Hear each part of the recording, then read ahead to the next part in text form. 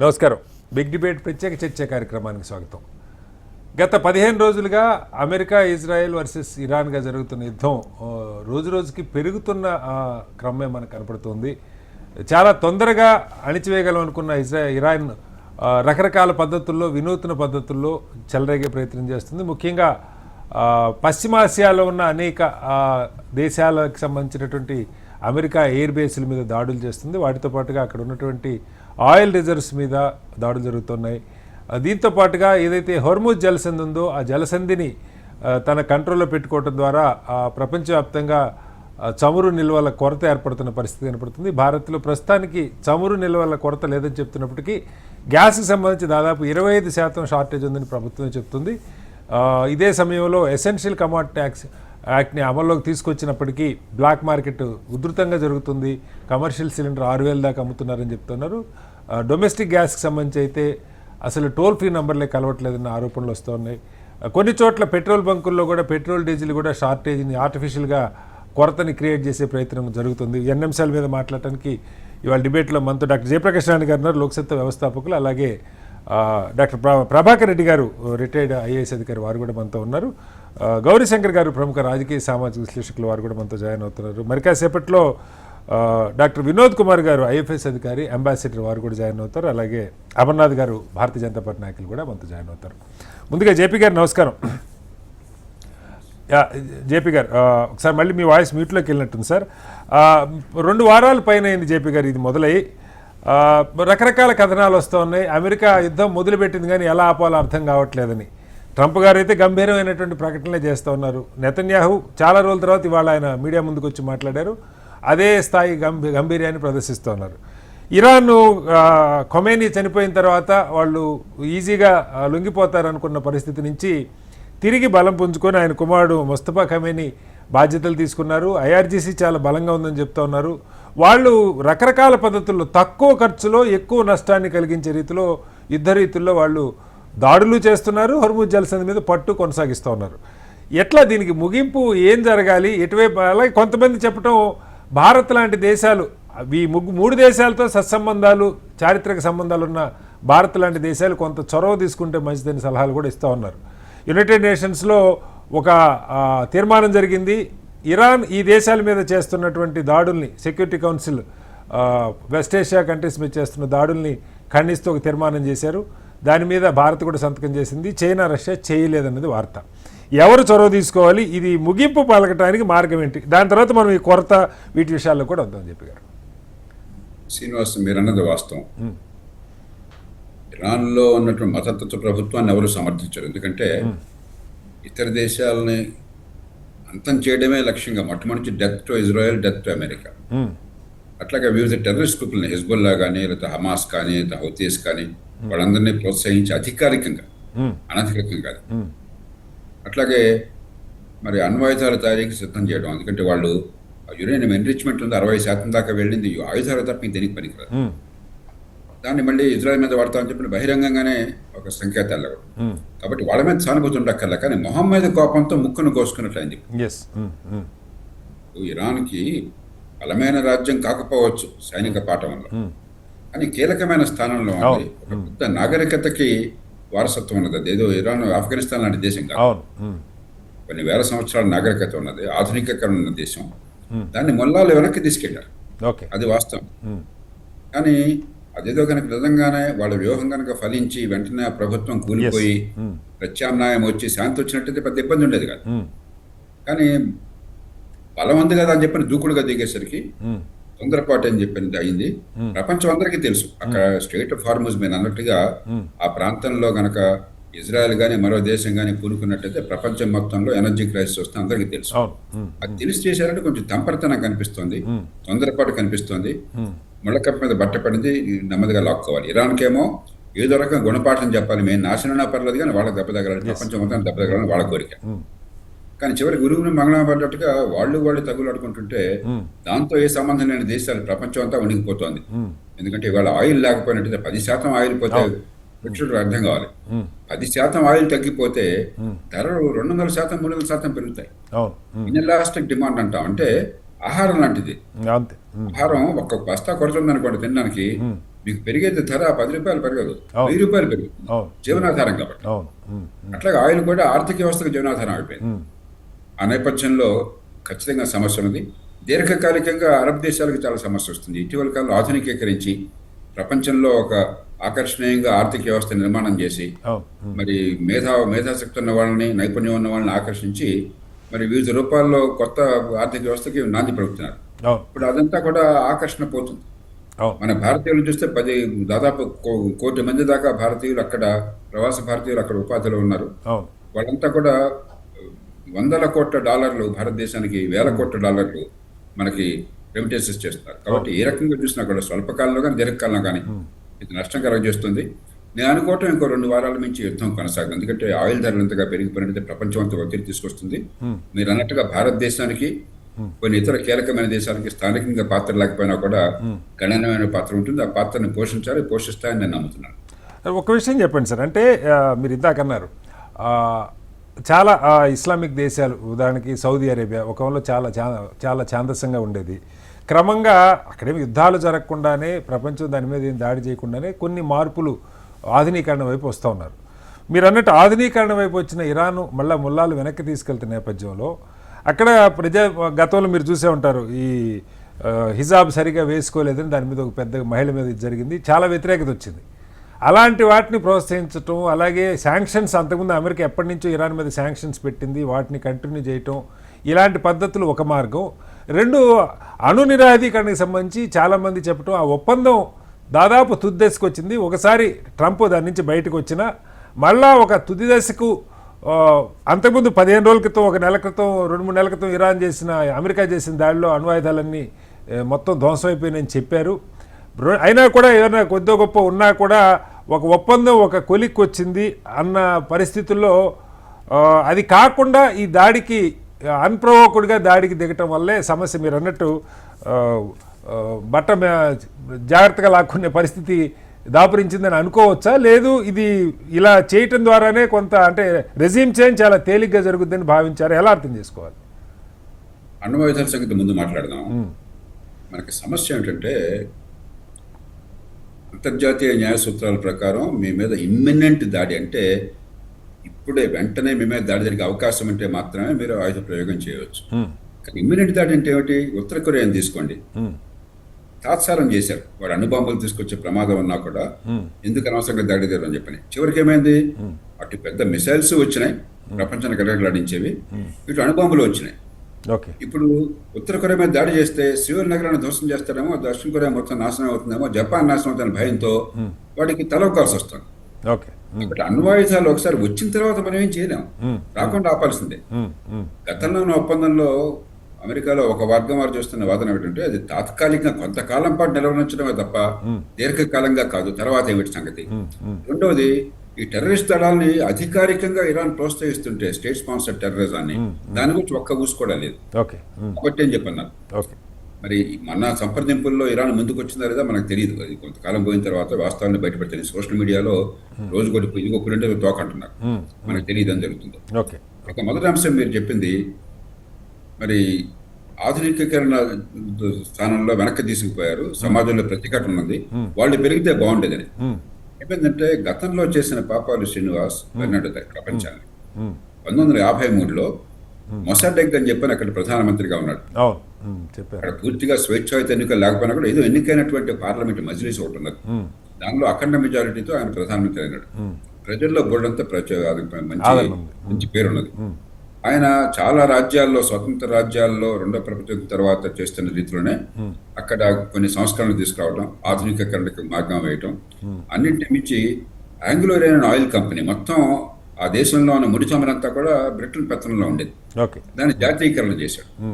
దాని మీద బ్రిటన్లో ఆనాడు ప్రధానమంత్రిగా ఉన్నటువంటి విన్స్టన్ చర్చిల్ 45లో రెండో ప్రపంచం తర్వాత ఓడిపోయి మళ్ళీ 50లో ప్రధానమంత్రి అయినాడు. ఆయన యాంథనీ ఈడెన్ అని చెప్పని ఆయన అక్కడ విదేశాంగ మంత్రి, ఇద్దరు కలిసి అమెరికా మీద ఒత్తిడి తీసుకొచ్చి, అమెరికాలో మొదట ట్రూమన్ వద్దన్నా కూడా అధ్యక్షుడు, ఆ తర్వాత అధ్యక్షుడు ఐసెన్హోవర్ని ఒప్పించి అక్కడ అమెరికాలో సిఐఏ, ఇక్కడ MI6 కలిపి ఆ మొసాడెగ్ని దింపేసి జైల్లో పెట్టారు. అంటే ప్రత్యామ్నాయ ప్రజాస్వామ్య రాజకీయం లేకుండా చేశారు. చివరికి ఏమైంది, ఇరాన్ రాజుకి సర్వాధికారాలు వచ్చి ఆయన మీద వ్యతిరేకత రాగానే అది ఈ ఈ ముల్లాలు సొమ్ము చేసుకున్నారు. కాబట్టి గతంలో చేసిన పాపాలు నేడు ఉంటుంది. అలాగే ఇవాళ చేసిన పొరపాట్లకి పర్యవసానం కోసం 20 ఏళ్ళ తర్వాత ఉండొచ్చు. Okay okay right sir. మళ్ళీ వస్తాను జేపీ గారు మీద. ప్రభాకర్ రెడ్డి గారు, అంటే జేపీ గారు అయితే పూర్తి విశ్వాసంతో ఉన్నారంటే ఈ ఆయిల్ కొరత వల్లే కొంత ఒత్తిడి అమెరికా మీద పెరుగుతుంది. అది ఒకటే కాదు, మనం చూస్తాను ఈ వెస్ట్ ఏషియా కంట్రీస్ అన్నీ, సౌదీ లేకపోతే ఖతారు, కువైట్, ఇవన్నీ కూడా అమెరికా బేస్లు పెట్టుకోవడానికి ఉపయోగపడ్డాయి. వాళ్ళు సపోర్ట్ ఇచ్చారు, ఎయిర్ బేస్లు కానీ మరొకటి. ఇప్పుడు వాళ్ళ మీద దాడి జరుగుతుంటే కారణాలు ఏమైనా వాళ్ళు ఇరాన్ మీదకి ప్రత్యక్షంగా దాడికైతే వెళ్ళట్లా, బెదిరింపుల దాకా వెళ్తున్నారు కానీ. బట్ వాళ్ళు నష్టపోతున్నారు. అక్కడ హాస్పిటల్ మీద దాడి జరుగుతుంది, వాళ్ళ ఆయిల్ రిఫైనరీస్ మీద దాడి జరుగుతుంది, ఎయిర్పోర్ట్ల మీద దాడి జరుగుతుంది. ఆఖరికి ఇంక వాళ్ళ లేటెస్ట్ ఏంటంటే డీసాలిటేషన్ ప్లాంట్స్ మీద కూడా, తాగునీరు మొత్తం వాళ్ళకి డీసాలిటేషన్ చేసుకుంటేనే, బట్ వాటి మీద కూడా దాడి జరిగే పరిస్థితి దారుణంగా. అంటే ఇరాన్ ఇక ఏవైనా చేయడానికి సిద్ధపడుతుంది. అట్లని అక్కడే ఉన్న నాయకత్వం వీక్ అయిందా మనం చూస్తూ ఉన్నాం. వస్తున్న కథనాలను బట్టి చూస్తూ ఉంటే ముస్తఫా ఖమైనీకి పూర్తిగా ఐఆర్జీసీ మీద పట్టుందని, అలాగే ఐఆర్జీసీలో చాలా సమర్థులైన వ్యూహరచన తెలిసిన, యుద్ధ వ్యూహరచన తెలిసిన వాళ్ళు తక్కువ ఖర్చులో ఎక్కువ నష్టం కలిగించే పద్ధతుల్లో వాళ్ళు వెళ్తూ ఉన్నారు. జియోగ్రఫికల్గా కూడా వాళ్ళు చాలా సహజ సిద్ధంగా వాళ్ళ స్ట్రాటజిక్ లొకేషన్లో ఉన్న పరిస్థితి. సో అమెరికా మొదలుపెట్టింది కానీ ఎలా ఆపాలి, ఎక్కడ ఆపాలి అర్థం కాని పరిస్థితి. వాళ్ళు యాక్చువల్గా ఒక 3 కండిషన్స్ మనకి వాళ్ళ పత్రికల్లో వచ్చిన వార్త, పెజెష్కియాన్ మాకు జరిగిన నష్టాన్ని ఇవ్వాలి, మా హక్కుల్ని గుర్తించాలి, అవి ఏంటన్నది చాలా క్లియర్గా డిఫైన్ చేయలేదు కానీ, అలాగే భవిష్యత్తులో మాకు భద్రత కావాలి, ఇవి ఒప్పుకుంటే మేము వీఆర్ రెడీ టు స్టాప్ అని కూడా చెప్పారు. వాటి మీద పెద్ద అసలు అమెరికా కానీ ఇజ్రాయెల్ కానీ లేదా ప్రపంచం కానీ ఫోకస్ చేస్తున్నట్టుగా ఏం కనపట్ల. వాళ్ళు they are ready to stop the war but for these conditions అన్నట్టుగా ఉంది. ఏం చెప్తారు? యాక్చువల్గా 2 వైపుల నుంచి కారణాలు ఉన్నాయి. ఒకటేమో అక్కడ ఉన్నటువంటి ఆ ముల్లాలు వాళ్ళ యొక్క కన్జర్వేటివ్ అప్రోచ్ని దాన్ని తీసేయాలి, మోడర్నైజ్ చేయాలి. ఇరాన్ను కూడా ప్రపంచ దేశాలతో సమానంగా అక్కడ ఉండే ప్రజలకు కూడా అన్ని మహిళలకు కానీ అంటే అన్ని రకాల హక్కులు ఉండాలి అని దానికోసమని చేస్తున్నారు. లేకుండా ప్రపంచంలో చాలా దేశాలు ఉంటాయి కానీ ఆఫ్ఘనిస్తాను లాంటి చిన్న దేశాలతో పర్వాలేదు. దీనికి చాలా ప్రాముఖ్యత ఇరాన్కి. అది చాలా 2-3 వేల సంవత్సరాల నుంచి ఉన్న నాగరికత ఒకటి. రెండోది వాళ్ళకి చాలా ఆయిల్ రిజర్వ్స్ ఉన్నాయి, గ్యాస్ రిజర్వ్స్ ఉన్నాయి. వాళ్ళు హెర్ముజ్ స్ట్రైట్ని వాళ్ళు కంట్రోల్ చేస్తున్నారు. ఇవన్నీ ఉన్నందువల్ల ఇరాన్కు ప్రాముఖ్యత ఉంది.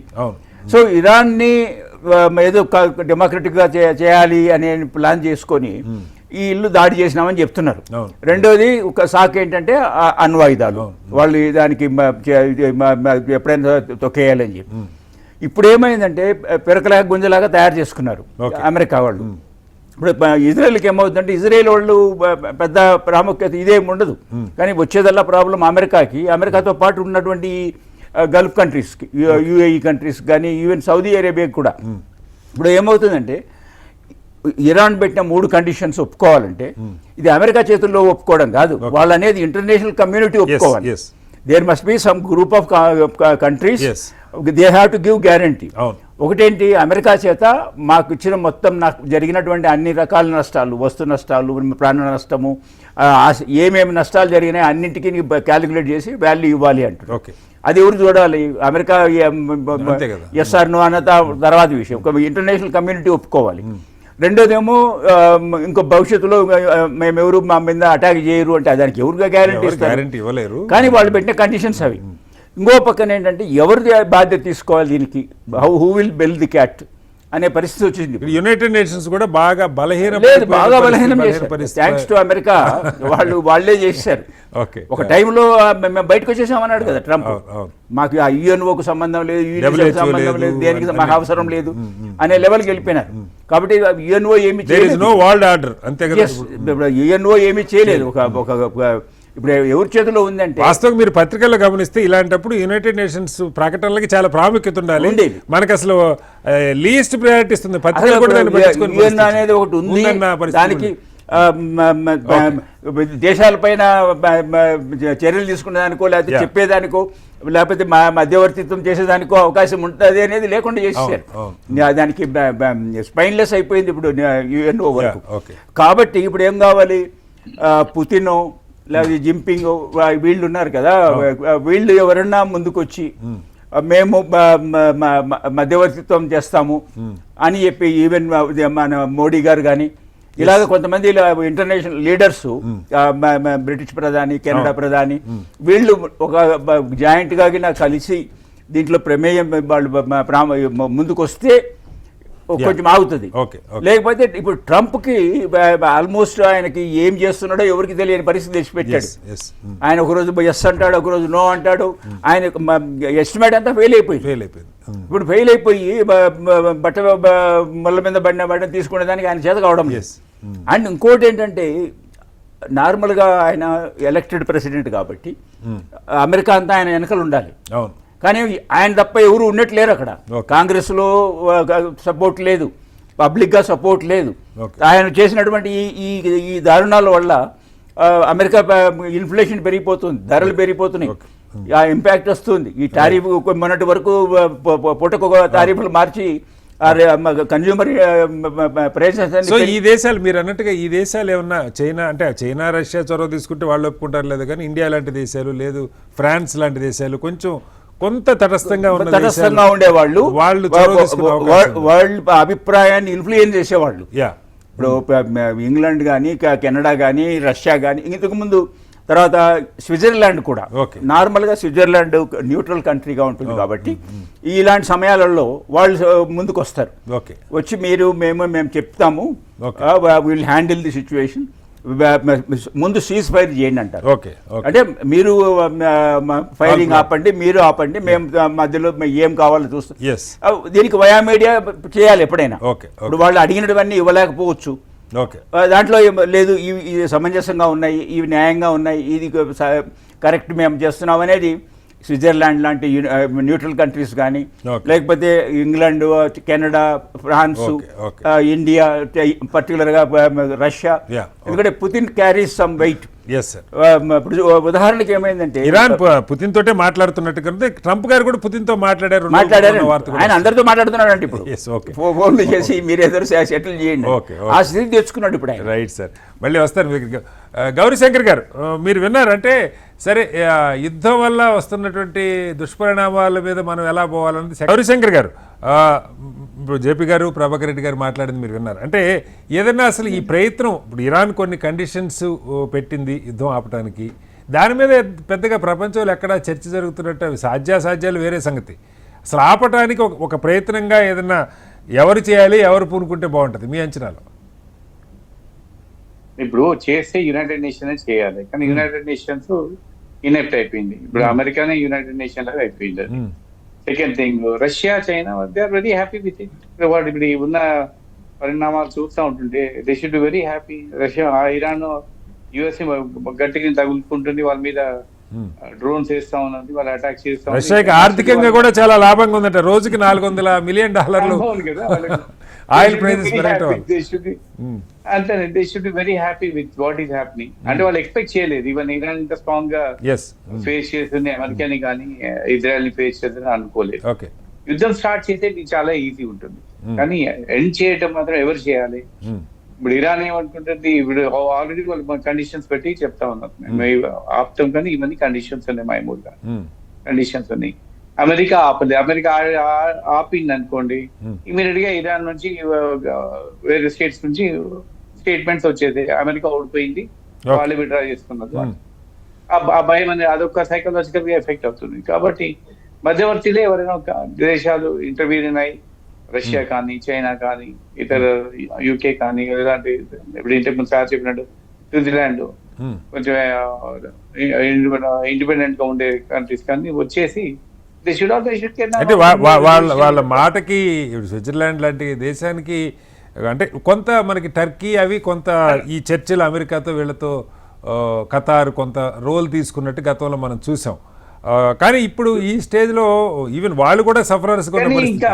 ఇప్పటికీ I think that should be, ఇప్పటికీ యునైటెడ్ నేషన్ త్రూ గానే మూవ్ చేస్తే బాగుంటుంది ఇంటర్నేషనల్ ఈవెంట్, ఎందుకంటే all the countries will be available, వాళ్ళ వ్యూస్ ఉంటుంది కాబట్టి అదొక ఆప్షన్ ఉంటుంది. Because United nations control by US, వాళ్ళు మేము ఈ కండిషన్ బేసికల్లీ ఏంటంటే ఇప్పుడు అమెరికా కానీ ఇజ్రాయెల్ కండిషన్ ఏంటి, మీరు న్యూక్లియర్ ఆర్సనల్స్ ఏమేమి ఉన్నాయి మొత్తం అసలు స్టాప్ చేసేయాలి, మొత్తం మాకు సరెండర్ చేసేయాలి, మొత్తం డిస్ట్రాయ్ చేయాలి. వాళ్ళు ఏమంటారు న్యూక్లియర్ మా దగ్గర న్యూక్లియర్ ప్రొడక్షన్ అంతా ఓన్లీ ఫర్ పీస్ఫుల్ పర్పస్ ఉంది, దీనికి ఆటం బాంబ్ కోసం మేము వాడలేము వాళ్ళ ఇరాన్ అంటున్నారు. అండ్ సెకండ్ థింగ్ అమెరికా కానీ ఈవెన్ ఇజ్రాయెల్ కానీ I think they did not expect ఇంత పిఎస్ గా రెసిస్ట్ చేస్తారు వీళ్ళు అండ్ ఎక్స్పెక్ట్ చేయలేదు వాళ్ళు. ఇంకోటి they are using very low cost drones use చేస్తున్నారు. ఆ డ్రోన్స్ తీసుకుపోయి ఏదో వాళ్ళు 16 లక్షల డ్రోన్ వేస్తే వీళ్ళు పేట్రియాటిక్ మిసైల్ 30 కోట్ల వార్ షిప్స్ F-36 F-17 ఇన్ని ఎయిర్ క్రాఫ్ట్ వాడుతున్నారు. వాళ్ళు లో కాస్ట్ తీసుకుపోయి ఒక దగ్గర ఎయిర్పోర్ట్ లోనో ఏదైనా టౌన్స్ లో ఏదో వేసి పడేస్తా ఉన్నారు వాళ్ళు. అది psychological it effects a lot. ఇప్పుడు Dubai one of the safest richest country in the world, one of the most business opportunity ఉన్న దేశంలోని 4-5 డ్రోన్ పడంగానే అందరికి హంగామా అయిపోతుంది, భయపడిపోతున్నారు. రేపు పొద్దున ఇన్వెస్ట్మెంట్ కూడా ఎంత ఎఫెక్ట్ అవుతుందో చూడాలి. కాబట్టి అల్టిమేట్లీ యునైటెడ్ నేషన్స్ చేస్తే బాగుంటుంది. ఎందుకంటే ఇండివిజువల్ చేయాలంటే మనం ఓన్లీ రష్యా చేయాలని India can also involve. Right sir, మళ్ళీ వస్తాను మీ దగ్గరికి. వినోద్ కుమార్ గారు, మీరు అంబాసిడర్గా కూడా ఉన్నారు, ఇంటర్నేషనల్ రిలేషన్స్ ఎలా ఉంటాయి మీకు తెలుసు. ఇప్పుడున్న పరిస్థితుల్లో ఇరాన్ అయితే బహిరంగంగా చెప్తుంది నేను ఆపటానికి సిద్ధం ఈ సబ్జెక్టు దీస్ కండిషన్స్ అని. అమెరికా ఒకసారి 6 నెలలైనా చేస్తూ ఉంటాడు, నేను ఎప్పుడు అనుకుంటే అప్పుడు ఆపేయగలను అంటాడు. బట్ ఆపటానికి ఆయన చేతులే ఉన్నట్టు కనపట్లేదు, ఎలా ఆపాలో అర్థం కావట్లేదు అనేది పరిస్థితి. ఒకవేళ ఏదైనా ఈ నష్టం ఇప్పటికే భారీగా నష్టం జరుగుతుంది, ప్రపంచంలో చమురు సంబంధించిన ఒత్తిడి పెరిగింది, అమెరికా మీద కూడా పరోక్షంగా రకరకాల వార్తలు వస్తున్నాయి, ఆయనకి భయంకరంగా వ్యతిరేకత వచ్చిందని చెప్తున్నారు. ఆయన అడ్వైజరీ కౌన్సిల్ అంతా కూడా మనం ముందుకు వెళ్ళలేమని చెప్తున్నారు అంటున్నారు. ఎవరన్నా చొరవ తీసుకొని గ్రూప్ ఆఫ్ కంట్రీస్ కానీ లేకపోతే యునైటెడ్ నేషన్స్ కానీ ఏదన్నా కొంత దీన్ని, ఎందుకంటే యునైటెడ్ నేషన్స్లో చర్చ జరిగింది కానీ వన్ సైడ్గా ఇరాన్ ఈ వెస్ట్ ఏషియన్ కంట్రీస్ మీద దాడులు ఆపాలి, అదొకటే రెజల్యూషన్ సెక్యూరిటీ కౌన్సిల్లో. యుద్ధం ఆపడానికి ఎలాంటి చొరవ ఉన్న ఇది మనకు కనపడలా. ఏం జరిగితే బాగుంటుంది వినోద్ కుమార్ గారు? శ్రీనివాస్ గారు, ముందుగా మీకు తోటి ప్యానలిస్ట్ తర్వాత ప్రేక్షకులకు నమస్కారం. అయితే మీరు అన్నారు కదా యుఎన్ నుంచే స్టార్ట్ చేద్దాం. యుఎన్ లో ఏదైతే రిజల్యూషన్ పెట్టడం జరిగిందో మనం కూడా కో స్పాన్సర్ గా సపోర్ట్ చేసాం. కానీ ఆ రిజల్యూషన్ ఏంటని అంటే పార్షియల్ అన్నట్టు. అది ఇప్పుడు నైబర్ కంట్రీస్ మీద ఇరాన్ దాడులు చేయటం ఖండించడం అనేది అలా చేయొద్దని చెప్పడం తప్ప అసలు ఎందుకు ఈ వార్ స్టార్ట్ అయింది, ఎందుకు ఇలా నష్టం జరిగింది, ఇలాంటి జరగకూడదు కదా అనే ఆలోచన లేకుండా వన్ సైడెడ్ గా రిజల్యూషన్ తయారు చేసి ఏదో పాస్ చేయాలన్నట్టు చేసారు. అందుకనే ఇద్దరు మన రష్యా చైనా మన పర్మనెంట్ మెంబర్స్ వాళ్ళు అబ్స్టెన్ చేసి అది సెకండరీ. అసలు ట్రంప్ దృష్టిలో UN is nothing, UN is zero. వాళ్ళు ఇంటర్నేషనల్ ఇన్స్టిట్యూషన్స్ నుంచి హాస్ వాక్డ్ అవుట్. తర్వాత బోర్డ్ ఆఫ్ పీస్ అని పెట్టిండు కదా ఆయన చైర్మన్ గా పర్మనెంట్ గా. అసలు యుఎన్ ఏం లేదని డిక్లేర్ చేయడానికి అది ఒక అనదర్ ఏమంటారు మన ప్యారలల్ ఇన్స్టిట్యూషన్ మొదలు పెట్టిండు. అయితే ఇప్పుడు ఒకటి, ఈ యుద్ధం జరగటం అనేది ట్రంప్ అనేది one can say is a mad man. So పిచ్చోన్ చేతిలో రాయి దొరికింది. ఇంకొక ఎగ్జాంపుల్ చెప్పాడంటే కోతి కళ్ళు తాగితే ఎలా బిహేవ్ చేస్తుందో అలా చేస్తున్నాడు ఆయన ట్రంప్. అన్ఫార్చునేట్ గా వెనిజువేలా ఇన్సిడెంట్ మాత్రం ఆయన ఇంకా మ్యాడ్ మ్యాన్ చేసింది. ఓవర్ నైట్ కిడ్నాప్ చేయటం, పికప్ చేయటం, తీసుకుపోవటం. ఆయన నెక్స్ట్ డేనే నేను I'm the president of Venezuela అని డిక్లేర్ చేసుకున్నాడు. అది ట్రూత్ లో సోషల్ మీడియాలో. అంటే ఆ స్టేజ్కి పోయిన మనిషి ఇరాన్ మీద అన్ఫార్చునేట్ గా నెతన్యాహు చాలా, అంటే ఏం చేస్తాం ఒక్కోసారి ఇక ట్రంప్ నెతన్యాహు ఇద్దరు డొమెస్టిక్ అతనే మిస్గైడ్ చేశాడు, చాలా వరకు రాంగ్ ఫీడ్బ్యాక్ ఇచ్చి ప్రొవోక్ చేయడానికి నెతన్యాహునే కీలకం అని చెప్తారు సార్. సరే ఏదన్నా కానీ అంటే ఇప్పుడు చొరవ తీసుకోవాలంటే మీరు అన్నట్టు బహుశా ట్రంప్ కూడా కొంచెం అతనికి ఫీడ్బ్యాక్ ఉంటుంది, కింద గ్రౌండ్లో పరిస్థితి ఏంటనేది అమెరికాలో ప్రజల్లో తీవ్రంగా వ్యతిరేకత ఉందని చెప్తా ఉన్నారు. ఎవరు చొరవ తీసుకుంటే కొంత దీనికి కనీసం సీజ్ ఫైర్ అన్నా వచ్చి కొంత నార్మల్సీ రావడానికి అవకాశం ఉందా? ఎవరు ఇనిషియేటివ్ తీసుకోవాలి? సరే, ఇప్పుడు మనం ఒక 3 పాయింట్లు ఆలోచించుకోవాల్సి వస్తుంది. ట్రంప్ జర్నలిస్టు లేకపోతే వాళ్ళు అడిగినప్పుడు ఏంటి which factor can restrain you అంటే నథింగ్, ఓన్లీ మై కాన్షియన్స్ అన్నాడు. అంటే ఆ స్టేజ్ లో ఉన్న మనిషి ఇప్పుడు మల్టిపుల్ ఫ్యాక్టర్స్ ఆయన మీద పనిచేస్తుంది. ఒకటేమో domestic, already 78% of the people are against war in Iran. Second ఏంటంటే నవంబర్లో జరిగే మిడ్ టర్మ్ ఎలక్షన్స్ లో పార్టిసిపేట్ చేసే ఎవరైతే రిపబ్లికన్ క్యాండిడేట్స్ వాళ్ళంతా ఇప్పుడు ఆల్మోస్ట్ ట్రంప్ ఈజ్ లయబిలిటీ అనే స్టేజ్కి వచ్చారు. ఓకే. అదే అర్థమవుతుంది. తర్వాత గల్ఫ్ లో కూడా గల్ఫ్ నేషన్స్ అన్ని యునైటెడ్ నేషన్స్ అంటే మనకు మొత్తం ప్రొవైడ్ చేస్తుంది protection, safety, security, we can prosper అన్న వాళ్ళు వీళ్ళంతా ఇప్పుడు ప్రెషర్ తీసుకొస్తుండ్రు. ఓకే. వాళ్ళు Iran they are very clear, మేము మా బ్రదర్ సిస్టర్స్ కి అగెనిస్ట్ కాదు, కానీ అమెరికన్ స్థావరాల మీద మాత్రం మేము దాడి చేస్తాము, వదిలిపెట్టాం. సో అక్కడి నుంచి ప్రెషర్స్ కూడా వస్తున్నాయి. దాని తర్వాత మీరు అన్నట్టు ఇప్పుడు ఎలా ఉంది అని అంటే మిస్కాల్కులేషన్ వల్ల స్టేట్ ఆఫ్ హార్ముజ్ ఒకవేళ బ్లాక్ అయితే ఏం జరుగుతుంది అని ఎవరు అడిగితే I can manage it, I can control everything అన్నాడు ట్రంప్. నేవల్ ఫోర్స్ పెట్టి మొత్తం ఫ్రీ చేస్తాను, అది జరగట్లేదు. అది ఏదో ఇప్పుడు వాళ్ళు పెట్టిన సీ మైన్స్ క్లియర్ చేయడానికి కొన్ని నెలలు పడుతుంది అంటున్నారు సార్. ఆల్రెడీ మైన్ లేయర్స్ ని డిస్ట్రాయ్ చేసిన, ఆల్రెడీ అక్కడ ఇన్స్టాల్ చేసినటువంటి సీ మైన్స్ ని క్లియర్ చేయడానికి ఇట్ టేక్స్ మంత్స్ టుగెదర్ అని చెప్తా ఉన్నారు. That is true. ఇప్పుడు మేజర్ గా అమెరికన్ పబ్లిక్ ను మిస్ఇన్ఫర్మేషన్ తోని ఫూల్స్ చేస్తున్నాడు తప్ప, ఓకే, ఒక స్టేజ్ లో ఈ డెడ్ బాడీస్ ఇప్పుడు 5th ఫ్లీట్ లో అంత డిస్ట్రక్షన్ అయింది, ఒక్కడు చనిపోలేదు అంటే ఏమన్నా నమ్ముతారు ఎవరన్నా? ఓకే. ఓకే. అంటే ఇటువంటి అన్ని డెడ్ బాడీస్ అమెరికా పోయినప్పుడు అప్పుడు చాలా రివోల్ట్ వస్తుంది, అది జరుగుతుంది, అప్పుడు తగ్గిపోతుంది. అయినా నేను అన్నాడు కదా, we one the war with in 2 hours అన్నాడు. ఫస్ట్ డే అవర్స్ లో గెలిచామన్నాడు. మళ్ళీ తర్వాత we may need to go for some time war అన్నాడు. సో ఇట్ ఈస్ ఆల్ అంటే కన్ఫ్యూజన్ లో ఉన్నాడు. అయితే మీరు అన్నట్టు వారు ఆగనీకి ఒకప్పుడు ఆయన ఉన్న Trump unconditionally you should surrender, Neel down, lay down your arms అన్నాడు. ఇప్పుడు వీళ్ళ ఇరానియన్స్ ఇప్పుడు వాళ్ళు కండిషన్స్ పెడుతున్నారు. అయితే రివర్స్ వచ్చింది. కానీ వీళ్ళు కండిషన్ పెట్టేది రీజనబుల్ గా అనిపిస్తుంది. ఏంటంటే ఓకే, మాకు ఏదైతే ఇంటర్నేషనల్ రైట్స్ ఉన్నాయో, ఎన్పిటి సిగ్నేటరీగా మేము ఉన్నామో, మాకు కొన్ని రైట్స్ ఉన్నాయి, రెస్పెక్ట్ చేయాలి. వారి డిస్ట్రక్షన్ అంతా మీరు రిపరేషన్ ఇవ్వాలి. తర్వాత ఫ్యూచర్ లో కూడా మీరు ఎవరు మళ్ళొకసారి ఇలా అటాక్ చేయడానికి వీల్లేదని మాకు ఎక్స్పీరియన్స్ ఇవ్వాలి. అది వెరీ రీజనబుల్ అనిపిస్తుంది. కాకపోతే ఇక ట్రంప్ లేదు సరెండర్ కావాలని ఈ మిస్కాల్కులేషన్ ఏదైతే జరిగిందో, ఇది పెంటగాన్ చెప్పింది వాళ్ళకు, తర్వాత ఈవెన్ అదర్ అడ్వైజర్స్ కూడా చెప్పినా కూడా ట్రంప్ వినలేదు. It has gone. అయితే నౌ పుటిన్, ఇప్పుడు రష్యా, తర్వాత of course China in a better position.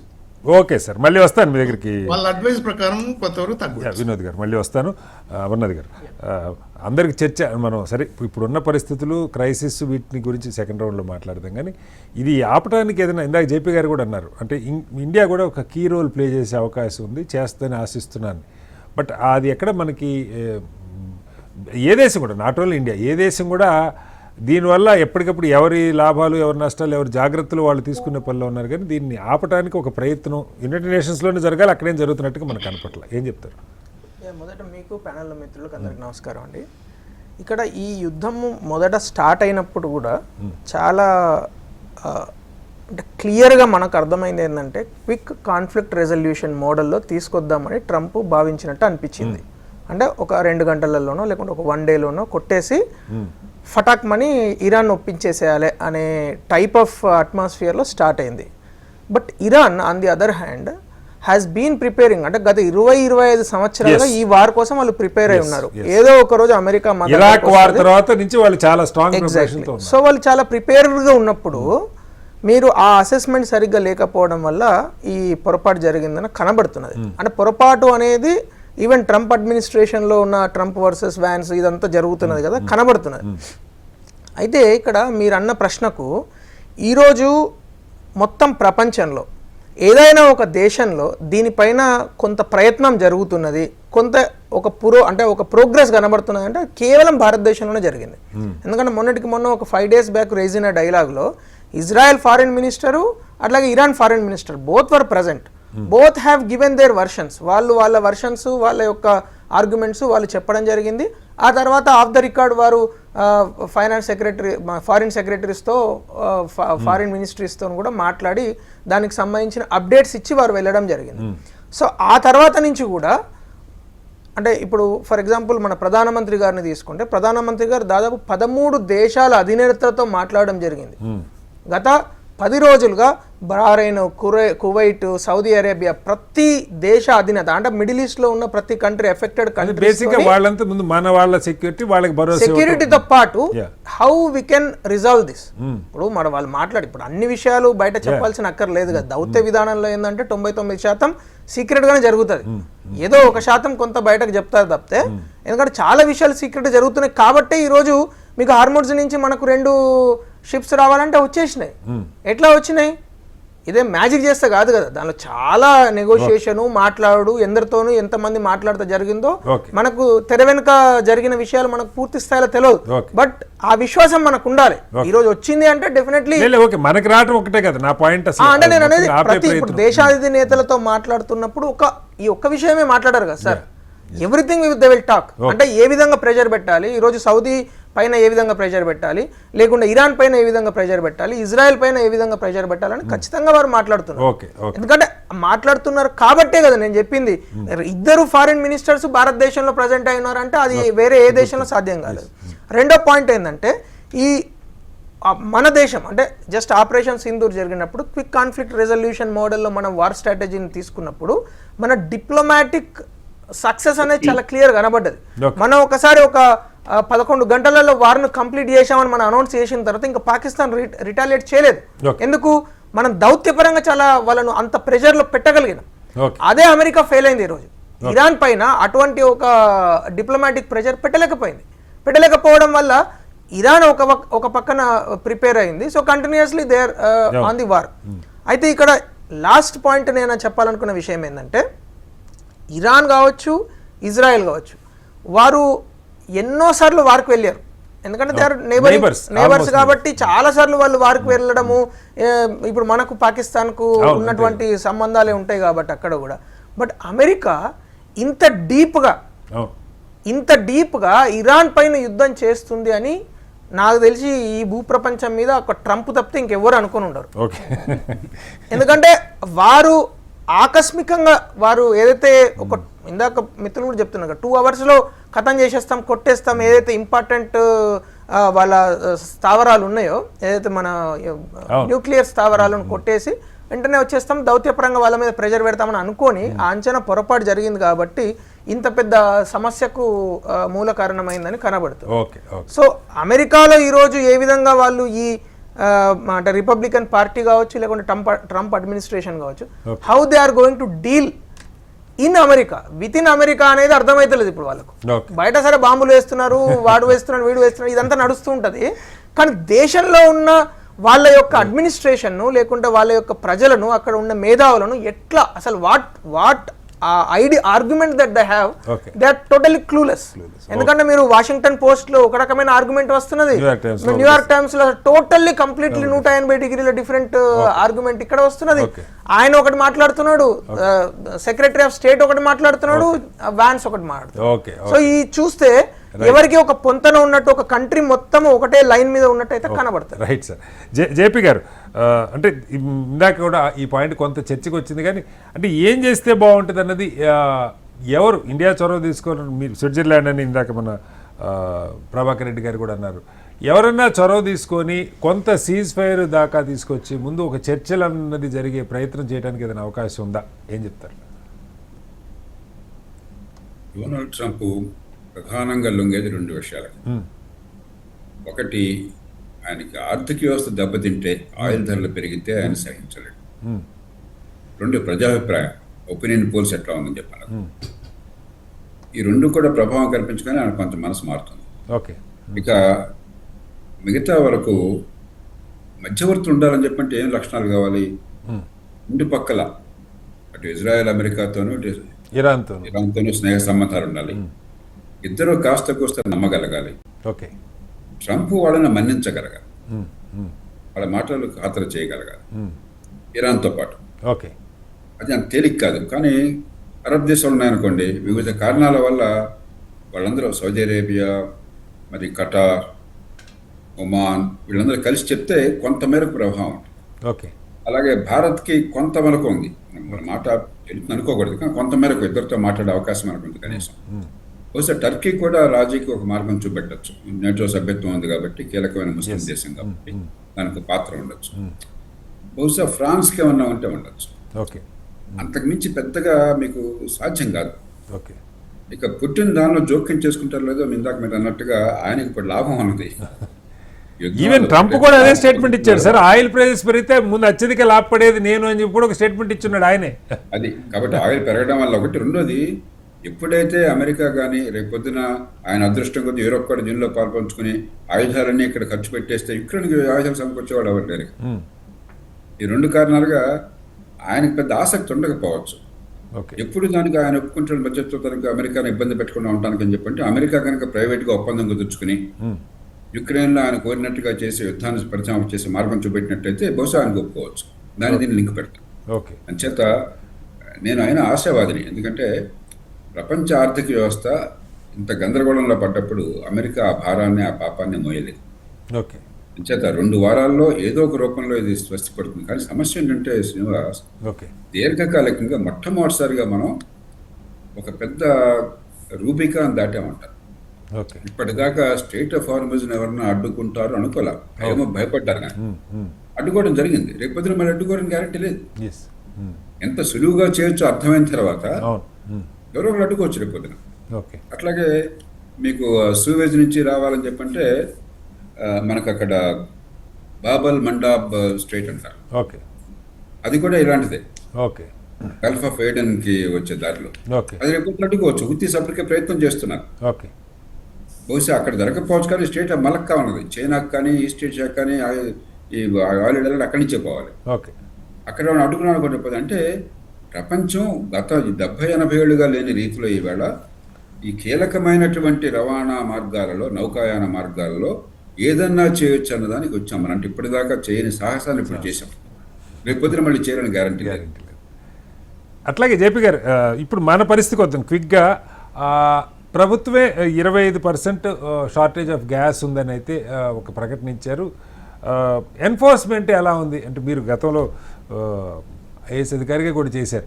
ఈ black market essential commodities act ఇంప్లిమెంటేషన్లోకి తీసుకురావటం ఏం చెప్పినా ఒకటైతే సార్, టోల్ ఫ్రీ నెంబర్లు, డొమెస్టిక్ గ్యాస్ కూడా టోల్ ఫ్రీ నెంబర్లు పనిచేయట్లేదు. పక్కా నాతో సహా ట్రై చేశాను, చాలామంది ట్రై చేశారు, ఆల్రెడీ అడుగుతున్న పరిస్థితి. కమర్షియల్ గ్యాస్ అయితే బాహాటంగా 6,000కి అమ్ముతున్నారన్నది మనకు తెలుస్తున్న విషయం. పెద్ద పెద్ద గ్రూప్ ఐటీసీ గ్రూప్స్తో సహా హోటల్స్ మధ్యాహ్నం డిన్నరు లంచ్ కార్యక్రమాన్ని ఆపేశారు. ఇలా చాలా రకరకాల పుంకాలుగా వార్తలు వస్తున్నాయి. ముఖ్యంగా గ్యాస్కి సంబంధించి అయితే తీవ్రంగా ఇబ్బంది కనపడుతుంది. ఒక 8 ఈ గ్యాస్ షిప్స్ని తీసుకొచ్చే ప్రయత్నం చేస్తున్నారంటున్నారు. కొంత మన రిఫైనరీస్ని ఒక 10% ప్రొడక్షన్ పెంచమని చెప్పారంట ఉన్నారు. బట్ రిజర్వ్స్ లేవా? ఇది ఎన్ఫోర్స్మెంట్లో ప్రాబ్లమా? మీకేమనిపిస్తుంది సార్? శ్రీనివాస్, మనం నిజాయితీగా మాట్లాడుకోవాలి. కొరత ఉన్నప్పుడు వెల పెరగటం అనివార్యము. మీరు ఏదన్నా చేయండి. కొరత ఎంతో కొంత ఉండి తీరుతుంది. కాబట్టి మనకు కొంచెం ఈ మాటలు కట్టుగా అనిపించవచ్చు, కానీ మనం కొంచెం ఈ సాఫ్ట్ పెడలింగ్ లాభం లేదు. మనం కొంత సమయాన్ని పాటించాలి. వినియోగదారులు కొంత పొదుపు చేయడం నేర్చుకోవాలి. 2, భయపడిపోయి ప్రతి ఒక్కళ్ళం కూడా ఇంకా అదనపు సిలిండర్ కోసం ఒకటి అడిగామనుకోండి, మార్కెట్లు ఎక్కడున్నాయి? మీరు మందులకు వెళ్ళినా మరో దానికి వెళ్ళినా కూడా భయపడిపోయి అంతరంగా ఒకసారి కొనమాలితే ప్రపంచంలో ఎక్కడ కూడా మార్కెట్లో దొరకదు. దీని మీద రాజకీయం చేస్తానో ప్రభుత్వాన్ని పెడితే లాభం లేదు. ఓకే, మనకు గ్యాస్ లేదు, మనకు ఆయిల్ లేదు. ఆయిల్ 90% కొంటున్నాం, గ్యాస్ 50%, 60%, 70% కొంటున్నాం. దానికి మార్గం లేదు, వేరే మార్గం లేదు. వేరే తంటాలు పడదాం, కంపెనీ పోయేది ఏమి ఉండదు. ఓకే, కాబట్టి మనం ఒక సమస్య అసౌకర్యం వస్తుంది. ప్రపంచం అంతా కూడా యుద్ధ వాతావరణంలో ఇలాంటి అనిశ్చిత వాతావరణం సప్లై చేసి దెబ్బతిన్నప్పుడు కొంత పరిస్థితి వస్తుంది. అదే ప్రపంచం మునిగిపోయినట్టుగా మనం గందరగోళం చేసి గుండెలు బతుకుంటే ఉపయోగం లేదు. ప్రభుత్వం ఒత్తిడి తీసుకొస్తే లాభం లేదు. పౌరులందరం తట్టుకోవాలి. ఇది ఎవరో కావాలని తెచ్చిపెట్టుకున్నది కాదు, అనివార్యంగా వచ్చింది. దానికి ఈ దేశం సిద్ధపడాలి. అంటే ఎన్ఫోర్స్ చేయలేరా సార్? అంటే నేను మిమ్మల్ని అడుగుతుంది. సరే, కొంత ఉండొచ్చు, నేను ఉండదని అంట్లా. అధికారులు సమర్థంగా పూనుకుంటే సప్లై, ఇప్పుడు జాతీయ స్థాయి నుంచి సప్లై ఏ మేరకు తగ్గిందో నాకు తెలియదు, కానీ ఇక్కడ మార్కెట్లో ఉన్న వాటిని 25 రోజులు టైం ఇచ్చారు సిలిండర్కి. అంటే అధికారులు గ్రౌండ్ లెవెల్కి రాకపోవటం సమస్య, ఇంప్లిమెంట్ అని ఎన్ఫోర్స్ చేయటంలో ఇబ్బందిని ఎవరు అడ్రస్ చేయాలి జేపీ గారు? శ్రీనివాస్, రాజ్యం చాలా పరిమితమైంది. మనం ఏమనుకుంటాం అంటే ప్రభుత్వం అంటే ఏదో బ్రహ్మ విష్ణు మహేశ్వరుడు దేవుడు అనుకుంటాం. రాజ్యం చాలా పరిమితమైనది. ఓకే. సర్వశక్తుల్ని దీని మీద కేంద్రీకరించడం. ఇప్పుడు ఏదో ఒక సమస్య బయటపడింది కాబట్టి క్రమంగా రాజ్యం కదులుతుంది. జాతీయ స్థాయి ఉంది, రాష్ట్రం ఉంది, పరిపాలన అంతా రాష్ట్రాల్లో జరుగుతుంది, చట్టాలు కొంతమేరకు జాతీయ స్థాయిలో ఉన్నాయి. ఇదంతా ఆషామాషి కాదు. ఓకే. ఏదో రెండోది, మన పరిపాలనాంతరంగా మనకు తెలియదు ఏం జరుగుతుందో. ఓకే. ఓకే. రోజువారీగా లంచాల సంగతి మనకు తెలియదా? మన ఊరికే మనం మోసం చేసుకోవడం తప్పితే. మూడోది, ఎంత అలసత్వం అన్న దేశం ఇంకేదైనా ఉంటుందా? ఓకే. చేత ప్రభుత్వాలు మ్యాజిక్ మైండ్ వాళ్ళ దగ్గర ఏం లేదు.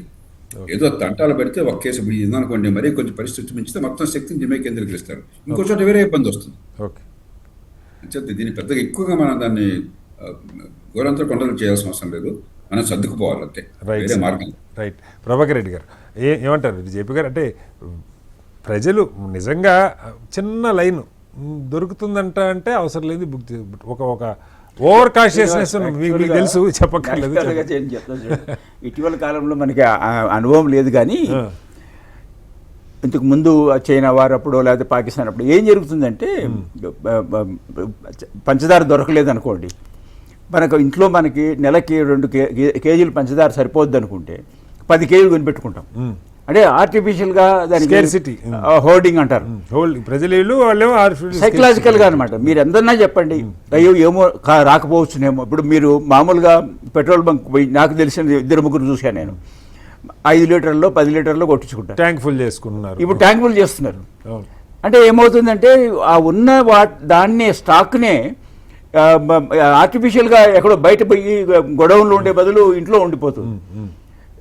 ఇదొక వైపు. రెండో ఆర్టిఫిషియల్ హోర్డింగ్ అనేది, ఇది సైకలాజికల్గా ప్రజలు ఏమవుతుందో ఏమో తెలియదు కదా.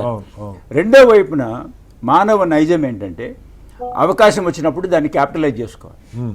ఇప్పుడు మీరు రెండో రోజే సిలిండర్ 1000 రూపాయలు అయిపోయింది, 1200 అవుతుంది, డబుల్ అయిపోయింది, త్రిబుల్ అయిపోతుందని చేసేది ఎవరు? స్వార్థపరులు. వాళ్ళు ఎవరు అనేదానికి లేదు. ఇప్పుడు డెలివరీ బాయ్ ఉండొచ్చు, లేదా డీలర్ ఉండొచ్చు. సో ఎవరో ఒకరు దీంట్లో వచ్చే ఈ అర్జెంటుగా ఇప్పుడు అవకాశం వచ్చింది కాబట్టి డబ్బులు చేసుకుందాం అనేవాళ్ళు రావచ్చు. దీనికి తోడు ప్రభుత్వమే చెప్తుంది 25% వరకు తక్కువ ఉంది మన దగ్గర. అది చెప్పింది ప్రభుత్వం. గతంలో 20 రోజులకు బుక్ చేసుకోవచ్చు సార్, ఇప్పుడు 25 రోజులకు చేసుకోవచ్చు అని చెప్పారు. 2.5 daysలో సిలిండర్ వస్తుంది అని చెప్పారు. నేననేది ఇప్పుడు అసలు టోల్ ఫ్రీ నెంబరే పనిచేయట్లే. ప్యానిక్ కావడానికి కారణం చెప్తున్నాను నేను. ఇప్పుడు టోల్ ఫ్రీ నెంబర్ పనిచేసి నాకు 25 రోజులు కాలేదు, అంతకుముందు అంతా ఆటోమేట్ అయిపోయింది. మా గ్యాస్ బుకింగ్ అంతా ఇదివరకులాగా మనం అక్కడ పోయే పరిస్థితి లేదు కదా, పోవాల్సిన అవసరం లేదు కదా, ఆన్లైన్లోనే బుక్ చేసుకుంటున్నారు. ఆ టోల్ ఫ్రీ నెంబర్ కాల్ చేస్తే చెప్పేస్తే అయిపోతుంది. ఆ నెంబర్ ఏదైతే రిజిస్టర్డ్ మొబైల్ నెంబర్ నుంచి. అసలు అవి పని చేయకపోవటం వల్ల మరింత ప్యానిక్ అవుతున్నారు కదా. పని చేస్తుంది.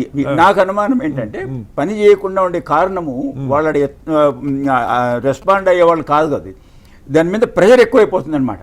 అంటే 1, 2, 3, 4 ఒక సిస్టమేటిక్గా స్మూత్గా అడిగే బదులు 100 మంది అడుగుతుంటారు అనుకోండి, ఏమవుతుందంటే, ఉంటాయా అండి, మాకు రాదా అండి, మేము 2.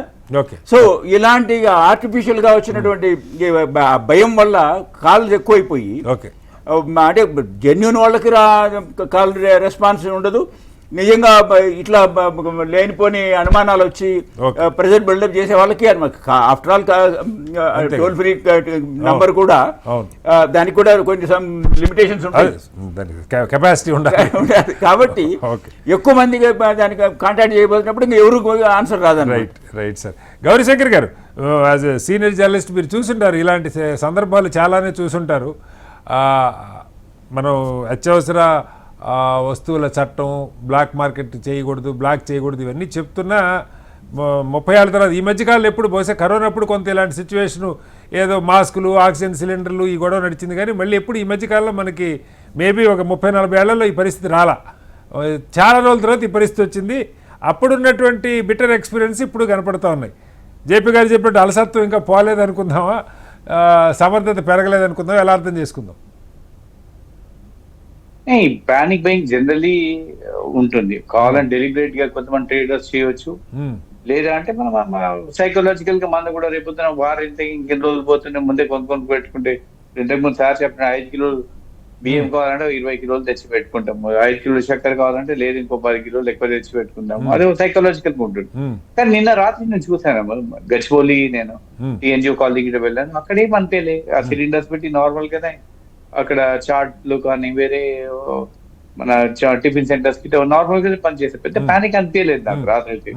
అండ్ మెడికల్ స్టోర్స్ కూడా నేను కూడా వెళ్ళాను. నేను కూడా ఇది భయానికి వెళ్ళేది, నాకు హార్ట్ టాబ్లెట్స్ కావాలని వెళ్ళాను. అక్కడ ఏమైనా ఉందా అంటే పెద్ద అదైతే కనిపించింది. కొన్ని చోట్ల ఉంది, కొన్ని చోట్ల ప్యానిక్ బయింగ్ అంటే మీడియాలో రిపోర్ట్స్ కూడా వస్తా ఉన్నాయి, ప్యానిక్ కొంటా ఉన్నారు, బ్లాక్ మార్కెటింగ్ చేస్తున్నారు అని. కానీ possible some people might this kind of advantage తీసుకొని చేస్తుండొచ్చు. కానీ అంత మాత్రం ప్యానిక్ నాకు ఏం కనిపించలేదు రాత్రి ఇక్కడ. అంటే ఇన్ మై ఏరియా గచ్చిబౌలి కానీ ఇది గౌల్దొడ్డి అక్కడ మామూలుగా అధికారులు గతంలో వీటిని ఎలా ఇంప్లిమెంట్ చేసేవాళ్ళు? ఇలాంటి సందర్భం వచ్చినప్పుడు ఎప్పుడు ఇలాగే ఉండేదా? కొన్ని బెటర్ గా జరిగిన ఎగ్జాంపుల్స్ కానీ కొంతమంది సముద్రమైన అధికారులు అలా ఏం లేదు. ప్యానిక్ బయింగ్ వచ్చిందంటే అధికారులు ఎవరేం చేయలేరు. అడ్మినిస్ట్రేషన్ కూడా అన్ని ఒకటే మీకు జామ్. ఇప్పుడు మీరు గ్యాస్ బుక్ చేసాను దొరకలేదంటే, ఇప్పుడు 1000 మంది కావాలని ధనాదన ఫోన్ చేసుకొని మీరు పెట్టుకున్నట్టే జామ్ అయిపోతారు, వాడు పని చేయదు. అవసరం ఉంటే మనం చేసుకోవచ్చు, ఇంకొక 1 month నడుస్తుంది అనుకోండి. లేదంటే ముందే ఒక గ్యాస్ బుక్ చేసుకొని పెట్టుకుందాం ఎందుకు అన్నట్టు. ఆల్రెడీ ఒక రిఫిల్ ఉంటుంది మనకు. ప్యానిక్ బయింగ్ లో మాత్రం ప్రతి ఒక్కరు ఎఫెక్ట్ అవుతారు. ఇంకోటి ఇప్పుడు ఇంతకుముందు మాట్లాడితే ఇంటర్నేషనల్ దాంట్లో అంటే ఇప్పుడు ఆల్రెడీ అమెరికా 2 వార్లలో చాలా దెబ్బతిందండి. ఒకటి వియత్నాం లో and second Afghanistan. And America is fighting a long distance war. ఇప్పుడు నేబర్ కదా, ఇప్పుడు ఇజ్రాయిల్ వెళ్ళి పాలెస్టైన్ అటాక్ చేసినట్టు ఫుడ్ సోల్జర్స్ వెళ్ళిన స్కోప్ లేదు ఇక్కడ. ఇదంతా లాంగ్ డిస్టెన్స్ వార్. అక్కడ ఏం జరుగుతుందో తెలియదు. వీళ్ళు వేసిన రాకెట్ అక్కడ పోయి నిజంగానే టార్గెట్ తాకుతుందా లేదా తెలియదు. వాళ్ళు ఏదో ఫోటోలు చూపిస్తున్నారు కానీ వాళ్ళ ఇరాన్ మాత్రం ఏం కదులుతలేదు. వాళ్ళు ఎన్ని బాంబులు వేసినా కూడా వాళ్ళు మళ్ళీ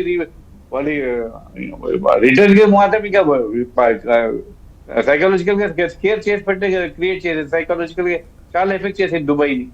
Dubai is considered be one of the world's most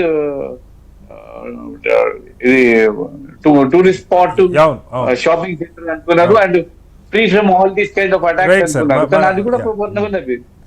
okay, JP గారు మీరేదో చెప్పబోతున్నారు ఒకసారి. జేపీ గారు, శ్రీనివాస్, మనకి గత 10 ఏళ్లలో 14 కోట్ల కుకింగ్ గ్యాస్ కనెక్షన్లు 2014లో ఉంటే పెరిగినాయి.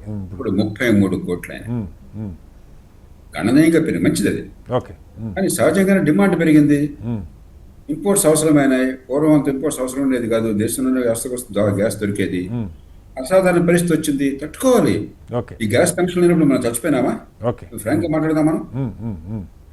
అంచేత ఇది కొన్ని పరిస్థితులు వచ్చినట్టయితే మన చేతులు లేకపోయినట్టయితే దానికి అనవసరంగా ఆందోళన పడడం కాకుండా, ప్రజల్లో భయాందోళన పెంచడం కాకుండా దాన్ని తట్టుకునే శక్తి కావాలి. మరి ఈ మధ్య కరెంట్ ఉండేది కాదు భారతదేశంలో, రోజు 10 సార్లు పోయేది, ప్రపంచం మునిగిపోలేదు కదా. మీరే అన్నారు సార్ ఇందాక. నేను ఒక రిపోర్ట్ చూసాను ఆన్లైన్ లో, ఎలక్ట్రిక్ స్టవ్స్ కూడా మొత్తం కంప్లీట్ అయిపోయింది, సోల్డ్ అవుట్. వాటి స్టాక్స్ పెరిగిపోయినాయి. అవును, ఆన్లైన్ ఎలక్ట్రిక్ స్టవ్స్, ఇండక్షన్ స్టవ్లకి చాలా డిమాండ్ పెరిగింది. ఇండక్షన్ స్టవ్స్ అంటారు. అవును. వినోద్ గారు చెప్పండి, అంటే సరే పరిస్థితి బయట నుంచి మనకి ఇవాళ పత్రికల్లో రకరకాల మంచి వార్తలు కూడా వస్తున్నాయి. ఇప్పుడు ఇందాక అమర్నాథ్ గారు చెప్పారు, 2 ఆయిల్ కంటైనర్లు, ఒకటి ఏదో డార్క్ మోడ్లో వచ్చిందని చెప్తున్నారు, అది ఇంకొకటి మామూలుగా వచ్చింది. ఇంకొక 8 ఈ గ్యాస్ షిప్స్ అయితే సిఎన్జి తీసుకొచ్చే షిప్స్ హర్మోజ్ దగ్గర ఉన్నాయి, వాళ్ళతో చర్చలు జరుగుతూ ఉన్నాయి. ఎందుకంటే మనం కూడా ఇరాన్కి సరే ప్రత్యక్షంగా పెద్ద భారీగా మద్దతు తెలపలేకపోయినా యునైటెడ్ నేషన్స్ స్థాయిలో వాళ్ళ షిప్పులకి ఇక్కడ కొంత షెల్టర్ ఇచ్చాం, కొచ్చిలు ఇచ్చామని చెప్పి వార్తలు వస్తూ ఉన్నాయి. కొంత మానవతా లైన్లో ప్రభుత్వం వ్యవహరిస్తున్న పరిస్థితి ఉంది. అలాగే మనతో వాళ్ళకి దీర్ఘకాలిక చారిత్రక సంబంధాలు ఉన్నాయి. మన పట్ల కాస్త సాఫ్ట్ కార్నర్లో ఈ హర్మూజ్ నుంచి బహుశా 8 గ్యాస్ షిప్లు కనుక వచ్చేస్తే బహుశా చాలా వరకు సమస్య పరిష్కారం అవుద్దేమో. ఏంటి ప్రజలకు ఒక నమ్మకం, భరోసా వస్తుందిలే అనుకుంటే ఆగుతారండి. దానికోసం అడుగుతున్నారు సార్, లేదు అన్న దానికంటే. అలా ఏదైనా ఆ చర్చలు ఫలించే అవకాశం ఉందా? సరే, ఇప్పుడు ముందుగా జయప్రకాష్ గారు అంటే సాఫ్ట్ కార్నర్ ఏదో ఉన్నట్టుంది గవర్నమెంట్ అడ్మినిస్ట్రేషన్. కానీ యాజ్ అంబాసిడర్ గా నేను కూడా బ్యూరోక్రాట్ గా I can say something. There is a failure from government of India, there is no doubt. 100% I can say. ఎందుకు అనంటే, ఒకటి వీ షుడ్ ఫోర్సీ, ఇలా జరిగితే ఏం చేయాలనేది లేకుండా ఒక సెక్రటరీ ఒక స్టేట్మెంట్ ఇస్తాడు, మన హర్దీప్ పూరి మినిస్టర్ ఒక స్టేట్మెంట్ ఇస్తాడు, మన కంపెనీ ఆయిల్ కంపెనీస్ ఒక స్టేట్మెంట్ ఇస్తుంది. That is not correct. ప్రజలకు నమ్మకం, మీరు అన్నట్టు ప్యానిక్ బయింగ్ ఎప్పుడవుతుంది? When they feel there is going to be shortage అంటే ఆటోమేటిక్ వస్తుంది. ఓకే అందరూ అంటారు ఒకటి బదులు 2 తీసుకుంటారు. ఆ పరిస్థితి ఎవరు కలిగించారు? If you give the confidence then people won't go. ఆ స్టేజ్ దాటిపోయింది. ఎందుకంటే డీక్యాపిటేషన్ జరిగినప్పుడు నేను యాజ్ అంబాసిడర్గా నేను కండోలెన్స్ బుక్లో on behalf of the people of India, government of India, so many I wrote. ఆ బుక్ వచ్చిన తర్వాత ఎంబసీలు ఓపెన్ చేస్తే మన ఫారెన్ సెక్రటరీ పోతాడు, దాని తర్వాత ఫారెన్ మినిస్టర్ మన ఇరాన్ వాళ్ళ ఫారెన్ మినిస్టర్ మాట్లాడతాడు. కానీ 2 రోజుల ముందేమో ఇజ్రాయెల్కి పోయి నెతన్యాహు తోటి బలాయ్ అని వచ్చేసి వార్ జరుగుతుంది. తర్వాత ఒక్క మాట కూడా మాట్లాడలేదు మన ప్రైమ్ మినిస్టర్ ఏది ఇరాన్ వాళ్ళతోటి, కానీ పక్క దేశాలతో మాట్లాడతారు. జస్టిఫికేషన్ ఏంటంటే మన ప్రజలంతా అక్కడ ఉన్నారు, ఎంప్లాయీస్ ఉన్నారు కాబట్టి మన safety security of Indians is more important. అలాంటి ఇరాన్ లో కూడా 60,000 మంది పైన ఉన్నారు. We have not done that. అంటే చెప్పేది కొద్దిగా దెర్ ఈజ్ పర్సెప్షన్ ఏంటంటే ఇండియా మనకు అంత మంచి ఫ్రెండ్లీగా ఉన్నా కానీ, ఎందుకంటే సెంచరీస్ కాదు 1000 సంవత్సరాల నుంచి ఉన్నా కూడా మనల్ని కనీసం పట్టించుకోలేదనే ఫీలింగ్ వాళ్ళకి వచ్చేసింది ఒకసారి. అయినా కానీ ఆఫ్టర్ వాట్ ఎవర్ మన డిస్కషన్ అయిన తర్వాత ఫారెన్ మినిస్టర్ మాట్లాడిన తర్వాత అఫ్ కోర్స్ ఈ రోజు మన ప్రైమ్ మినిస్టర్ కూడా వాళ్ళ ప్రైమ్ మినిస్టర్ మాట్లాడిన అది వేరే సంగతి. కానీ వాళ్ళు ఏమన్నారంటే ఓకే చైనాకు ఎగ్జామ్షన్ ఇస్తున్నా వాళ్ళ ships they can travel freely without any problem, అలానే ఇండియా కూడా ఇస్తామని అన్నారు. కాకపోతే ఇప్పుడు మైన్స్ ఉన్నాయి అక్కడ, వీళ్ళు ఇవ్వటం వల్ల రాదు కదా. అమెరికన్ ఇన్సూరెన్స్ వాళ్ళు ఇన్సూర్ చేయాలి కదా, 200%, 300% చేస్తారు. ఈవెన్ షిప్స్ కూడా భయపడిపోలేవు.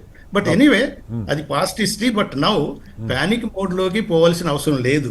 యాక్చువల్ గా వాళ్ళు పార్లమెంట్ లో అనౌన్స్ చేసిన ప్రకారం, బయట అనౌన్స్ చేసిన ప్రకారం మన నిల్వలు 75 రోజుల దాకా ఇది ఆయిల్ ఉన్నట్టు, లేకపోతే 35 days దాకా ఈ గ్యాస్ ఉన్నట్టు కనుక ఉంటే అది ప్రాబ్లం ఉండదు. అంటే మనం ఆ రిజర్వ్స్ కూడా చాలా పెంచుకున్నాం. ఈ స్టోరేజ్ కూడా గతంతో పోలిస్తే గతంలో 11 రోజులు 12 రోజులు ఉండేది, ఇప్పుడు 25-26 రోజులకి ఆయిల్ నిల్వలు స్టోర్ చేసుకునే పరిస్థితుల్లో కొంతమంది 70 రోజులు అని చెప్తున్నారు. నాకు కరెక్ట్గా ఫిగర్ ఎంతో తెలియదు కానీ.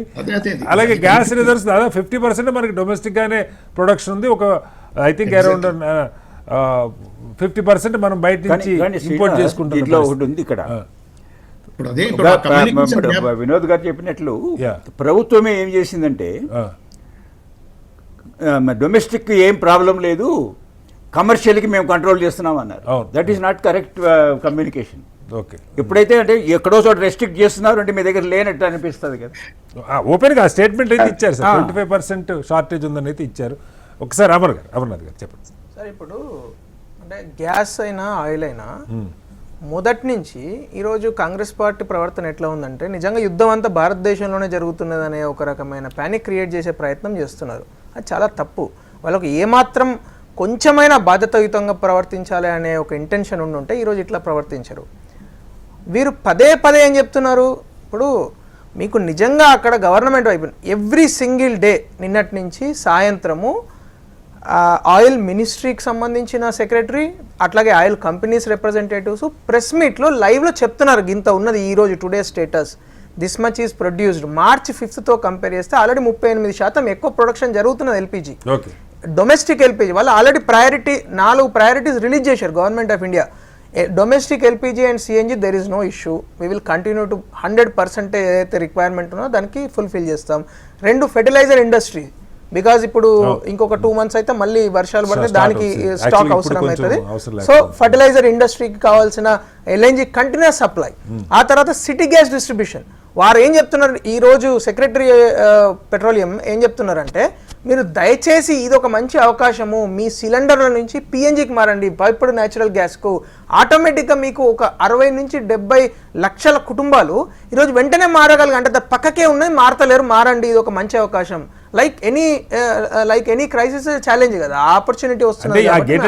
పైప్డ్ గ్యాస్ ఉన్నోళ్ళు కూడా వాళ్ళు కూడా భయపడుతున్నారు. లేదు సార్, లేదు అంటే ఇప్పుడు మాట్లాడడం anybody can talk anything sir. Doctor Bhimrao Ramji Ambedkar గారు ఇచ్చిన వాక్ స్వాతంత్రంతో ఎవరైనా ఏదైనా మాట్లాడచ్చు. But let us analyse the reality. ఈ రోజు గవర్నమెంట్ ఒక లెక్క చెప్తున్నదంటే ఉట్టి మాటలు చెప్తలేదు కదా. ఈరోజు ప్రైమ్ మినిస్టర్ గారు కూడా మాట్లాడారు ఎంఎక్స్ సమ్మిట్లో, చాలా కేటగిరీగా చెప్పారు. ఎవ్వరు కూడా ఇంకొక విషయం చెప్తాను శ్రీనివాసరావు గారు, నేను చాలా ఛాలెంజింగ్గా చెప్తున్నాను. ఈరోజు భారతదేశము 8 దిక్కులలో ఏ ఒక్క దిక్కు ఓపెన్ ఉన్నా కూడా భారతదేశానికి సంబంధించిన ఎనర్జీ సెక్యూరిటీని కాపాడేందుకు పూర్తిగా 100% కమిట్మెంట్తో ఉన్నది. ఎందుకంటే మనం అనేక దేశాల నుంచి డైవర్సిఫై చేసుకున్నాము. 27 కంట్రీస్ నుంచి 40 కంట్రీస్ నుంచి ఈ రోజు మనం ఇంపోర్ట్ చేసుకోగలుగుతున్నాం. మనకు కెపాసిటీ వచ్చింది. మనం చాలా శక్తివంతమైన సమాజంగా మారిపోయినాం. ఈ రోజు మారిపోయినప్పుడు ఇప్పుడు మారిపోయినప్పుడు మనము ఈరోజు ఇక్కడ కూడా ప్రజలలో విశ్వాసాలు ఏమీ లేదు. మనం ఇదే దేశంలో జస్ట్ 12 సంవత్సరాల క్రితము ఏ సంక్షోభం లేకున్నా కూడా పెద్ద పెద్ద లైన్లు మనం చూసినాం సార్ పెట్రోల్ బంకుల ముందర. కానీ ఈ రోజు ఆ ప్రాబ్లం లేదు. మీకు హైదరాబాద్, ఇప్పుడు నేను హైదరాబాద్ లోనే వచ్చాను కదా, ఎక్కడ సమస్య లేదు. ఈవెన్ గ్యాస్ కూడా ఎక్కడ కూడా పెద్ద పెద్ద లైన్లు ఉండి ప్యానిక్ ఒక రకమైన ఒక నెరేటివ్ బిల్డ్ చేసే ప్రయత్నం అయితే జరుగుతున్నది. 100% మీరైనా పెద్దవాళ్ళు అందరికి కూడా నా విజ్ఞప్తి ఏంటంటే మీరు ఈ నరేటివ్ కు కౌంటర్ చేయాల్సిన అవసరం ఉంది. నేను అందుకని మిమ్మల్ని అడుగుతుంది అదే సొల్యూషన్. అసలు ఎన్ఫోర్స్మెంట్ ఎక్కడ ప్రాబ్లం ఉంది? Give me just 30 seconds. I have to ensure two things. One is Indian strategic petroleum reserves limited అనే ఒక కంపెనీ 2018 నుంచి స్టార్ట్ అయింది. PSU పెద్దవాళ్ళందరికీ తెలిసి ఉండవచ్చు. మనం చాలా ప్రత్యేకంగా విశాఖపట్నం కావచ్చు, పాడూరు ఉడిపి కావచ్చు, ఆ తర్వాత మ్యాంగ్లూరు కావచ్చు, ఇక్కడ అండర్ గ్రౌండ్ రిజర్వ్స్ చాలా పెంచుకుంటున్నాం. ఈవెన్ నాట్ ఓన్లీ గవర్నమెంట్ నుంచి PPP మోడల్లో మెగా ఇంజనీరింగ్ MEIL నుంచి కూడా పాడూరులో ఎక్స్పాన్షన్ చేస్తున్నాం. ఈ రోజు మీరు అన్నట్టు 75 రోజుల వరకు మనకి ఇబ్బంది లేకుండా స్ట్రాటజిక్ రిజర్వ్స్ ఉన్నాయి. అట్లాగే దాంతో పాటు ఈవెన్ గ్యాస్ రిజర్వ్స్ కూడా అవసరమైతే ఈరోజు ఎల్పిజిని స్ట్రీమ్ లైన్ చేసి ఎస్మా యాక్ట్ కూడా పెట్టి ఎవరన్నా హోర్డింగ్ చేస్తే వాళ్ళను కఠినంగా శిక్షించాలనే నిర్ణయానికి కూడా వచ్చినట్టు ఈ రోజు ప్రెస్ మీట్ లో కూడా చెప్పడం జరిగింది. సో ఇంత విశ్వాసం కల్పించడానికి పూర్తి స్థాయిలో ప్రయత్నం జరుగుతున్నప్పుడు గవర్నమెంట్ తో రాష్ట్ర ప్రభుత్వాలు కూడా పూర్తిగా ఈ భరోసా ఇవ్వాలి, ఇస్తున్నారు. అంటే నేను అనేది ఏంటంటే ఇప్పుడు రాష్ట్ర ప్రభుత్వం మినిస్టర్ ఏం మాట్లాడతాడు, ఇప్పుడు పొన్నం ప్రభాకర్ గారు ఆయనకి ఇష్టం ఉంటే మాట్లాడుతున్నాడు. ఆయన అసలు ఎప్పుడైనా బుక్ చేసి ఉండో లేదో నాకు తెలియదు, కానీ నేను బుక్ చేసి ఆయనే బుక్ చేస్తున్నాడు. ఒక్కసారి వాళ్ళ ఇంట్లో ఆయన బుక్ చేస్తున్నాడు చెప్తున్నాడు. వివేక్ గారు చెప్పండి. వినోద్ గారు సరే, ఇప్పుడు వారు చెప్తున్నారు నిజమే, కానీ ఇప్పుడు మన government of India particularly external affairs minister ఇచ్చిన స్టేట్మెంట్ ఏంటంటే బంగ్లాదేశ్ వాళ్ళు రిక్వెస్ట్ చేస్తున్నారు, శ్రీలంక రిక్వెస్ట్ చేస్తుంది, మాల్దీవ్స్ రిక్వెస్ట్ చేస్తున్నారు. We are under the request under consideration to send whatever oil లేకపోతే గ్యాస్. అది ఏమవుతుందంటే adding fuel to the fire. Sir ఒక బాధ్యతాయుతమైన మినిస్టర్ వచ్చి సార్ నేను రోజు ట్రై చేస్తున్నా గత 24 గంటల నుంచి నాకు అసలు బుక్ కావట్లేదు అని నిజంగా ఆయన బుక్ చేస్తాడా సార్? ఆయన ఏం మాట్లాడుతున్నాడు? రాజకీయాలు లేకుండా ఎక్కడ ఉండే సార్, రాజకీయాలు అంతా రాజకీయమే కదా. పార్టీ ఏదైనా మాట్లాడుతున్నాడు సార్. ఇప్పుడు ఆయన ఒక బాధ్యతాయుతమైన మినిస్టర్, రవాణా శాఖ, ఆయన అట్లా మాట్లాడుతూ ఉంటే ప్రజలు ఏమనుకోవాలి? చేయాల్సిన బాధ్యత వాళ్ళ మీద కూడా. మీకు స్టేట్ గవర్నమెంట్ అంటే వారికి కొంత రెస్పాన్సిబిలిటీ. మొత్తంగా జరుగుతున్న పరిణామాలు యుద్ధాన్ని ఆపడానికైతే ఒక 2 వారాల్లో పరిస్థితులు, ముఖ్యంగా ఆయిల్ షార్టేజ్ వల్ల యుద్ధం ముగించే దశకు వచ్చే అవకాశం ఉందన్న ఇవి కనపడుతున్నాయి. ఎవరైతే చొరవ తీసుకోవాలో ఆయా దేశాలు ఏ రకంగా చొరవ తీసుకుంటే బాగుంటుంది, కొంత చర్చల దశ కన్నా తీసుకొచ్చే ప్రయత్నం జరగాలి. అమెరికా అదే కోరుకుంటుంది పరోక్షంగా, ఇరాన్, ఇజ్రాయెల్ కూడా అవే కోరుకుంటున్న వార్తలు వస్తున్న నేపథ్యంలో అది జరగాలని కోరుకుందాం. భారత్కి ఇప్పటికి సంబంధించి అయితే పెట్రోల్, డీజిల్కి సంబంధించి ఎలాంటి ఇబ్బంది లేదు. గ్యాస్కి కొంత ఉన్నా దాన్ని వెంటనే అధిగమించే ప్రయత్నం ప్రభుత్వం, అటు జాతీయ స్థాయిలో ప్రభుత్వాలు, రాష్ట్ర ప్రభుత్వాలు సీరియస్గానే చేస్తూ ఉన్నాయి. భయపడి అనవసరంగా ప్యానిక్కి గురై 1కి 2 సిలిండర్లు 3 సిలిండర్లు కొని బ్లాక్ చేసుకునే పరిస్థితి మనం చేయొద్దు. ఆ ప్రయత్నం చేయకుండా ఉండటం ద్వారా సప్లైని సాధారణ స్థితికి తీసుకొచ్చే అవకాశం ఉంటుంది. ఏమైనా 1-2 వారాల్లో పరిస్థితులు పూర్తిగా నార్మల్కి వచ్చే అవకాశాలు ఎక్కువ కనపడుతున్నాయి. చర్చలో పాల్గొన్న జేపీ గారికి, ప్రభాకర్ రెడ్డి గారికి, అమర్నాథ్ గారికి, అలాగే డాక్టర్ వినోద్ కుమార్ గారికి, గౌరీశంకర్ గారికి ధన్యవాదాలు. ఇది వాళ్ళ బిగ్ డిబేట్. మరోస్తే మళ్ళీ కలుద్దాం. నమస్కారం.